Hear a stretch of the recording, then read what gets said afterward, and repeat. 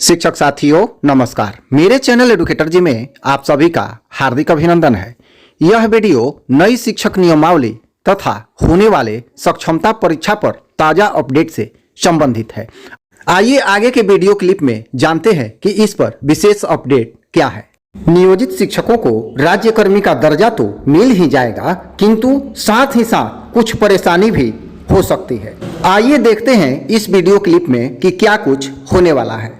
मुख्यमंत्री नीतीश कुमार ने कैबिनेट की बैठक बुला ली है। क्या कुछ लगता है, किन मुद्दों पर चर्चा होगी और किन मुद्दों पर फैसला हो सकता है? ये कैबिनेट की बैठक तो महत्वपूर्ण होता ही है। जी जी। हर सप्ताह बैठक होती है मंगलवार को। इस बार 2 सप्ताह से बैठक नहीं हुई। बीच में आपको याद होगा कि दशहरा और दिवाली के कारण ये नहीं हुआ। अब छठ भी समाप्त हो गया और उसके तुरंत बाद ही 22 नवंबर को पहले से बैठक तय है। सबको सूचना जा चुकी है मंत्रियों को। और इस बैठक को लेकर कोई इसलिए इसको मैं प्रत्याशित नहीं मानता हूं कि एक तो 4% डीए बढ़ना है। केंद्र सरकार के कर्मचारियों को अक्टूबर में ही कैबिनेट से फैसला हो गया था कि कि उनका डीए बढ़ेगा 4%। तो अभी 42% डीए मिल रहा है। केंद्र कर्मियों को उसे 46 हो गया और राजकर्मियों का भी 46 हो जाएगा। 42 अभी मिल रहा है। इसलिए कि आप सभी जानते हैं कि राजकर्मियों को केंद्रीय कर्मियों के समरूप वेतन सुविधाएं भत्ता मिलता है। तो जब ये जुलाई से ड्यू है, हर जनवरी में और जुलाई में डीए निश्चित होता है। तो ये जुलाई से जो डीए दे है वो डीए मिलने वाला है। ठीक है। अभी नवंबर में फैसला होगा तो 4% डीए बढ़ेगा। मतलब उसके साथ जो कार्यरत कर्मचारी हैं तो डीए बढ़ेगा ही। हमको लगता है कि इस कैबिनेट में डीए बढ़ाने का फैसला होगा ही। हाँ, मतलब मुहर लग जाएगी इस पर। मुहर लग जाएगी जी।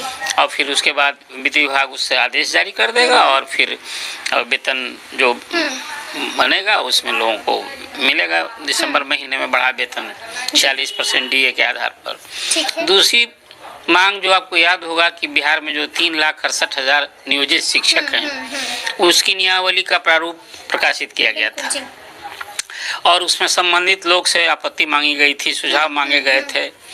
और उस सुझाव इस अर्थ में था कि जो नियोजित शिक्षक हैं उनका पिछली बार 2020 में ही उनका 15% सबका वेतन वृद्धि हुई थी।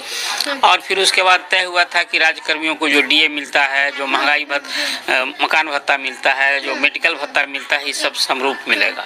तो सब तो मिल रहा है, लेकिन उनका सबसे बड़ा सवाल है कि नियोजित शिक्षकों के लिए जो प्रारूप प्रकाशित हुआ था और 1 लाख से अधिक आपत्तियां और सुझाव दिए गए हैं। उसमें जो मेरी जानकारी और मैं भी देख भी रहा था कि विभिन्न शिक्षक संगठनों की ओर से कई उनके जो व्हाट्सएप ग्रुप पर और सोशल मीडिया में खबरें आते रहती हैं कि क्या सलाह है। एक तो है कि वो लोग अभी सभी शिक्षक कहलाते हैं, नियोजित शिक्षक कहलाते हैं। उनकी नियमावली भी नियोजित शिक्षक से बनी हुई है। सरकार जो नई नियमावली लेकर आई है उसमें उन लोगों को विशिष्ट शिक्षक कहे जाएंगे। तो उन लोगों का था कि नहीं, विशिष्ट शिक्षक हमें क्यों कहते हैं, हमें भी शिक्षक कहिए। बिल्कुल जी। तो एक तो ये था कि आप विशिष्ट शिक्षक हटा दीजिए, नियोजित शिक्षक रखिए और नियोजित शिक्षक में शिक्षक रखिए, वरीय शिक्षक रखिए, इस अर्थ में रखिए। तो अब तो सरकार को डिसीजन लेना है कि देखिए, एक अभी बीपीएससी से उत्तीर्ण शिक्षक हैं, वो भी अब शिक्षक नहीं कहलाते हैं। उनकी जो नियमावली बनी है वो सरकार सबको अध्यापक कहेगी। हाँ, उस नियुक्ति नियमावली में ही है कि जो बीपीएससी से पास होंगे उनका संवर्ग अध्यापक संवर्ग कहा जाएगा और वो सभी अध्यापक संवर्ग होंगे उनको राज्य सरकार के कर्मियों के बराबर उनकी सुविधाएं मिलेगी। राजकर्मी का उनको दर्जा हो जाएगा।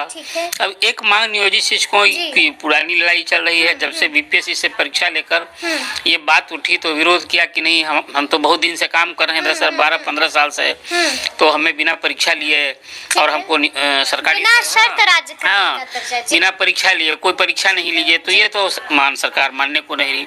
और अब ये मांग मेरी नज़र में तब न्यायोचित नहीं दिखता है कि एक और उसी स्कूल में आप अध्यापक बहाल कर रहे हैं तो बीपीएससी से परीक्षा ले रहे हैं, तो जो कार्यरत शिक्षक हैं उनको बिना कोई परीक्षा लिए और उनको फिर आप सरकारी कर्मी का दर्जा देने लगी। इससे सरकार ने मुख्यमंत्री ने कहा भी कि एक मामूली परीक्षा लेंगे। ठीक है।